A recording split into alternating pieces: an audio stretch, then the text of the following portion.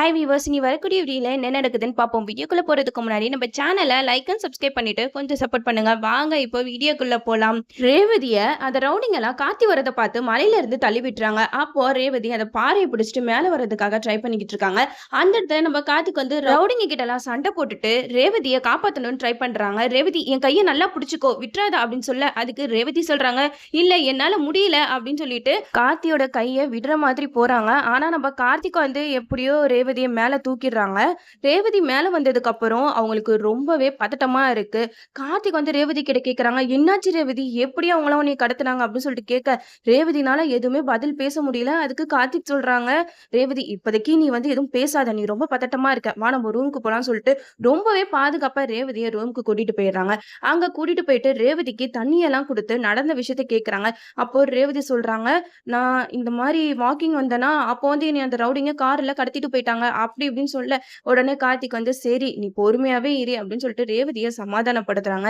இனிமேட்டு இந்த இடத்த விட்டு எங்கேயுமே போகாத அப்படின்னு சொல்லிட்டு ரேவதி கிட்ட சொல்ல அதுக்கு ரேவதி சொல்றாங்க, ரொம்பவே தேங்க்ஸ் ராஜா, நீ மட்டும் இல்லைன்னா நான் இந்நேரம் இருந்திருக்கவே மாட்டேன்.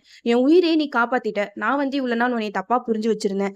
ஆனா நீ கடைசியில எனக்கு கஷ்டம் வரும்போது நீ தான் எனக்கு வந்து உதவுற அப்படின்னு சொல்லிட்டு கார்த்திக்கு நன்றி சொல்லிட்டு இருக்காங்க நம்ம ரேவதி. அப்போ கார்த்திக் சொல்றாங்க, நீ உங்க அம்மாவுக்கு கால் பண்ணியா, உங்க அம்மா எனக்கு கால் பண்ணி என்ன ரேவதி போனே எடுக்க மாட்றா அப்படின்னு சொல்லிட்டு ரொம்ப பதட்டமா கேட்டாங்க. நீங்க நடந்த விஷயம் எதையுமே சொல்லாத, நீ நார்மலா உங்க அம்மா கிட்ட பேசு அப்படின்னு சொல்லவுமே ரேவதி சாமுண்டீஸ்வரிக்கு கால் பண்ணி பேசுறாங்க.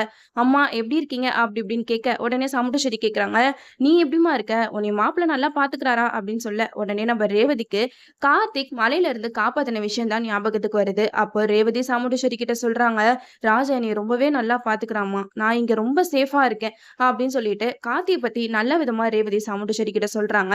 சாமுண்டீஸ்வரி சொல்றாங்க, இன்னும் 2-3 நாள் அங்க இருந்துட்டு வா அப்படின்னு சொல்ல அதுக்கு ரேவதி சொல்றாங்க, என்ன இன்னும் 2-3 நாளா அப்படின்னு சொல்லிட்டு கேட்க அதுக்கு சாமுண்டீஸ்வரி சொல்றாங்க, ஏமா என்னாச்சு, எதுவும் பிரச்சனையா அப்படின்னு சொல்லிட்டு சாமுண்டீஸ்வரி கேக்குறாங்க. அதுக்கு ரேவதி சொல்றாங்க, இல்லம்மா அதெல்லாம் ஒண்ணு இல்லைன்னு சொல்லிட்டு ரேவதி சமாளிச்சிடுறாங்க. அப்போ கார்த்திக் வந்து சொல்றாங்க, என்ன நீ தானே உங்க அம்மாவோட தொல்லை தாங்க முடியல, அவங்க இந்த சம்பிரதாயம் சொல்றாங்க அப்படி இப்படின்னு சொல்லிட்டு நீ ஏற்காடுக்கு வந்த, இப்ப என்ன 2-3 நாள் நம்ம இங்கே இருக்கலாமா அப்படின்னு சொல்லிட்டு ரேவதி கிட்ட கார்த்திக் கேட்க அதுக்கு ரேவதி சொல்றாங்க, அச்சோ 2-3 நாளா, எனக்கு தேவையே இல்ல, உடனே இங்க இருந்து கிளம்பணும் அப்படின்னு சொல்லிட்டு கார்த்திக் கிட்ட ரேவதி சொல்றாங்க. கடைசியில மாயா ஒரு நல்லதுதான் பண்ணிருக்காங்க. கார்த்திக் ரேவதி இவங்க 2 பேத்தையும் பிரிக்கணும் பிரிக்கணும்னு சொல்லிட்டு இவங்க 2 பேத்தையும் கடைசியில சேர்த்து வச்சதே அந்த மாயா தான். மாயா, கார்த்திக், ரேவதி இவங்க 2 பேருக்குமே கெடுதல் நினைச்சாங்க. ஆனா அது கடைசியில நல்லதாவே முடிஞ்சிருச்சு. ரேவதி மனசுல கார்த்திக் வந்து நல்ல இடத்த பிடிச்சிட்டாரு. இதுக்கப்புறம் எபிசோட் வந்து வேற லெவல்ல போகும். நம்மளும் வெயிட் பண்ணி பார்ப்போம். ஓகே வீவர்ஸ், இந்த வீடியோ உங்களுக்கு பிடிச்சிருந்தா லைக் பண்ணுங்க. மறக்காம நம்ம சேனலை சப்ஸ்கிரைப் பண்ணிருங்க.